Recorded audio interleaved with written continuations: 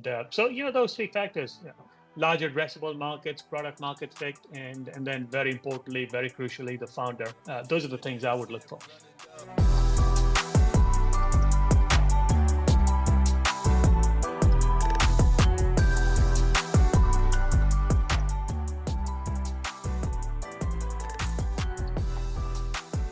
Yeah, I think the issue of size comes up in the context of the US Magnificent Seven, certainly the Google, Microsoft, and others. And for one, I'm not convinced that size is the enemy of innovation. If you go back and look at the history of technology innovation back in the 60s and 70s, the center of innovation was less Silicon Valley. It was Bell Labs, right? And Bell Labs was a part of AT&T, which is the ultimate monopolist in terms of monopoly in the telecommunications business in the United States. And even take Google, for example, the innovation at Google, unrelated to its core business. DeepMind is a great example. We saw the Nobel Prize go to a couple of people from Google as a result of the work they've done on protein folding. That's been quite amazing, transformative. Waymo, I mean, again, out of Google autonomous cars, that technology, again, nothing to do with Google's core business, but that's something they invested in, suffered huge losses over a period of time, and now it's very real. I mean, I rode in my first Waymo a few weeks ago, and there's no looking back. You just know that's what the future is. And some of these companies, founder-controlled companies, they've been just so enormously successful, cash generative. They have the ability to invest in unrelated businesses that can be quite profound in terms of the impact they make on technology, on humanity, generally speaking. Having said that, there is a scope for abuse. I mean, Amazon, for example, in terms of the power that it has and how it exercises it in the context of its marketplace. Those are things that the regulators need to watch out for. And I think I, for one, am a big fan of behavioral remedies as opposed to structural remedies. In other words, dictate how people behave in the conduct of their business as opposed to outright breakups. I'm just not convinced that would accomplish anything in the case of Google, for example, which is a case that's going to be litigated over the next several years.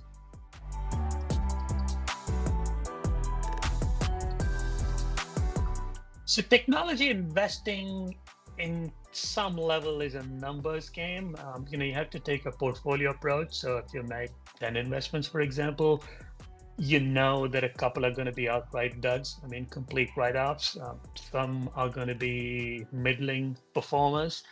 And you invest in the hope that at least one is going to be a home run. And if you take that approach, then you have to start off, when you look at an investment, you have to start off looking at the addressable market and whether this business can be huge and make up for the duds that you're inevitably going to have in your portfolio. So not just a 10 bagger, but potentially a 100 bagger. And so for that, you look for businesses that have the potential to become huge businesses, to become unicorns, decacorns, and beyond. So that's one.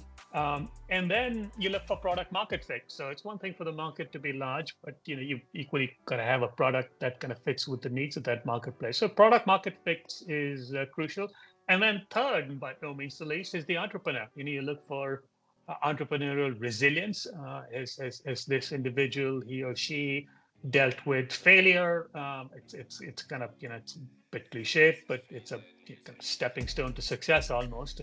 So you look for resilience, you look for flexibility, whether this individual will listen to investors, will listen, whether the founder will be flexible, lots of twists and turns inevitable along the way, will be flexible and listen to its board, take guidance. So those are some of the characteristics that you look for in a founder. And so those three factors, large addressable markets, product market fit, and then very importantly, very crucially, the founder.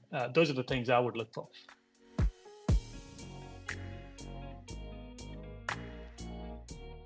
So I tend to think of speeches or lectures as a little bit patronizing. So my approach, which is the case with my book too, is to share my experiences, to share anecdotes, and equally invite an audience to share their experiences. And in the process of sharing our respective stories, hopefully we all learn from each other. So I'm a big fan of of of of engagement, of interactive sessions as opposed to lecturing. And I do hope that in the course of these interactions, people learn something about the investment business, the technology investment business in particular, with Masa-san, kind of the idealism with which he approaches the investment business, which is something I find very attractive. But at some level, the investing business has become fairly crass and commercial.